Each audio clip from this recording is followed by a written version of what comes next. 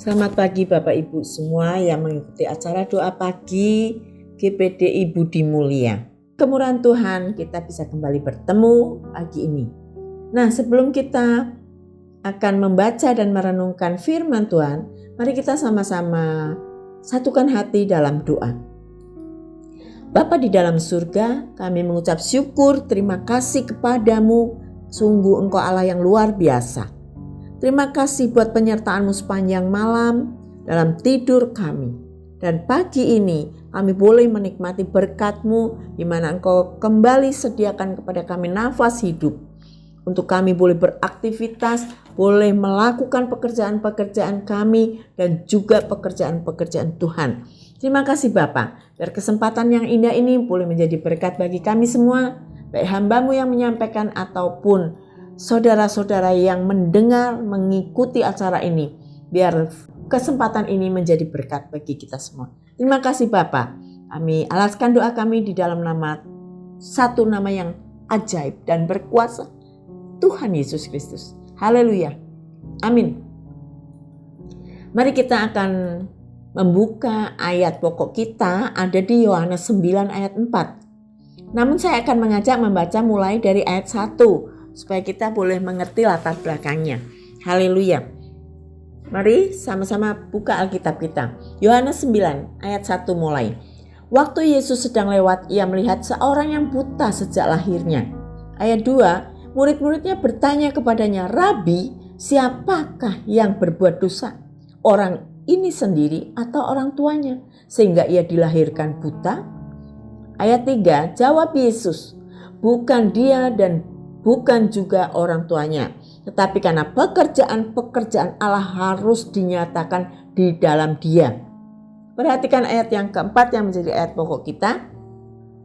Yohanes 9 ayat 4. Kita harus mengerjakan pekerjaan dia yang mengutus aku selama masih siang. Akan datang malam di mana tidak ada seorang pun yang dapat bekerja. Haleluya. Bapak Ibu yang terkasih, di sini ada suatu kisah yang terjadi dalam pelayanan Yesus waktu dia ada di dunia, yaitu adanya seorang yang buta dari sejak lahir.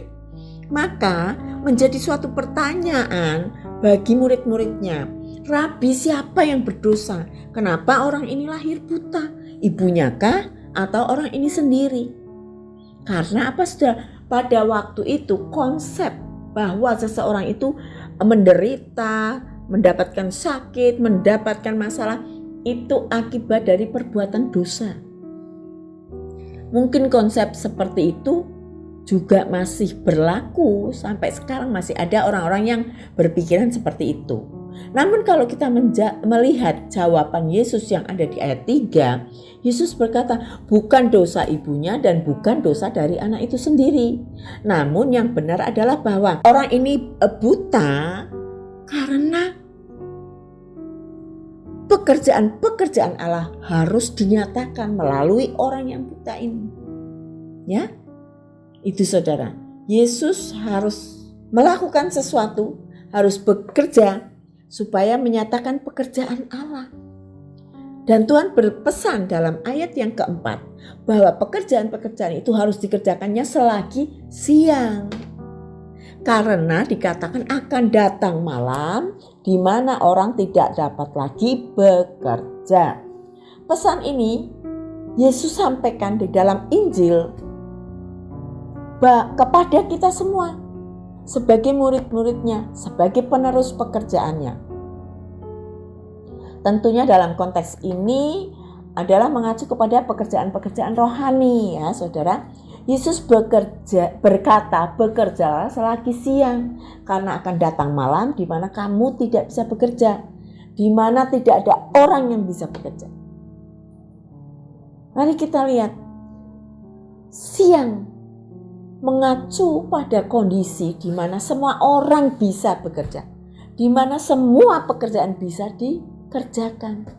Oke, saudara, karena terang siang ya, artinya sikon siang itu adalah di mana semuanya bisa bekerja dengan baik. Semua masih memungkinkan untuk kita kerjakan. pekerjaan-pekerjaan, memberitakan Injil, mengadakan ibadah, mengadakan pelayanan-pelayanan, baik itu pelayanan misi, pelayanan apa saja, kunjungan-kunjungan yang bersifat kerohanian, ya sudah bisa dilakukan selagi sikonnya memungkinkan. Jadi selagi siang, mari kita bekerja, mari kita mengerjakan sesuatu. Siang menggambarkan waktu di mana kita masih punya kesempatan, ya. Bagi kita adalah itu kesempatan. Siang itu adalah kesempatan di mana kita bisa mengerjakan. Karena kesempatan ini ada faktor-faktor yang mempengaruhi. Faktor dari luar, misalnya ya saudara, di mana masih ada kebebasan beribadah. Situasi politik masih mendukung untuk kita melakukan ibadah, melakukan pelayanan, pemberitaan Injil. Ini bisa menentukan kita untuk bekerja.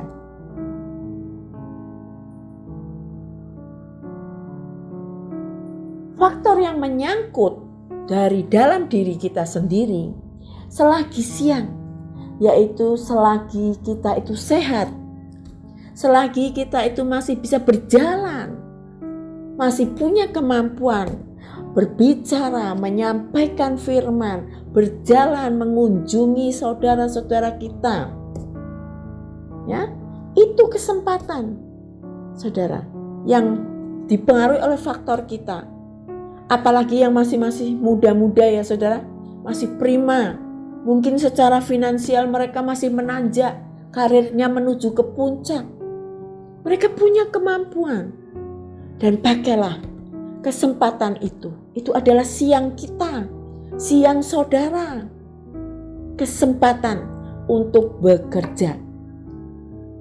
Karena dikatakan ada masanya akan datang malam di mana kamu tidak lagi bisa bekerja. Malam berbicara tentang gelap.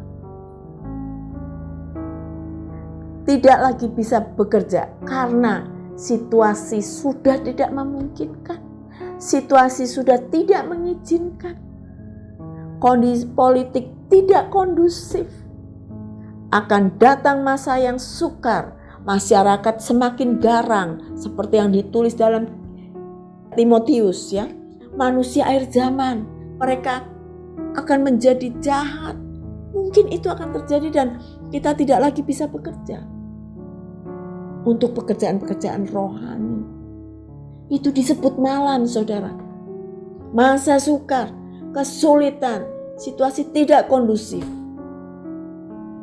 Situasi tidak mengizinkan. Mungkin masa di sekitar kita sudah berubah. Itu bisa terjadi. Siang akan berganti dengan malam.